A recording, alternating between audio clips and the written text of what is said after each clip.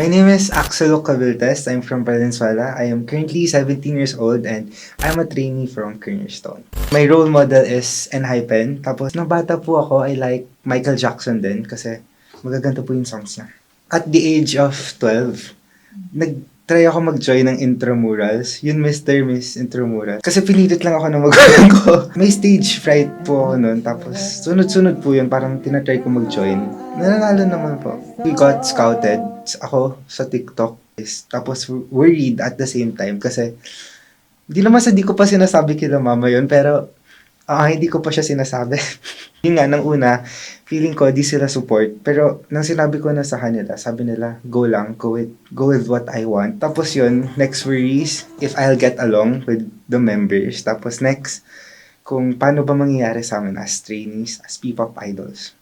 When I first met the members, mabait naman po sila, pero I felt, super shy, tapos halo ng embarrassment. Kasi I feel like I'm not good. Tapos parang I need to like catch up so much. So I try to like hide my insecurities. Tsaka yun, mga pagsayaw ko, tinatry kong galingan na sobra. Pero I still end up needing to learn more. I need to like catch up more kasi parang when I opened up to my parents na gusto ko maging performer, sinabi nila sa akin na, sige do what you want to do. Tapos ngayon, nandito na ako. Palagi po siya nandyan, kada tawag ko. Tapos, actually, nang bata po ako sa school, I always call her. Sabi ko, mama. Tapos kapag di siya sumasagot, umiiyak ako.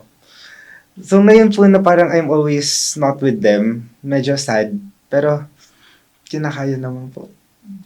My supporters, no, not just mine, but I think we're ready na naman. Pero, of course, there's still a lot of room for improvement. Such as working as a group. Kasi, for now, we still lack our group work. Ganun po. My message to myself, future self, is always be good and never give up sa dreams mo. Kasi, kapag na-achieve mo na yung dreams mo, of course, there will be more. And, dapat, wag ka lang mag-give up.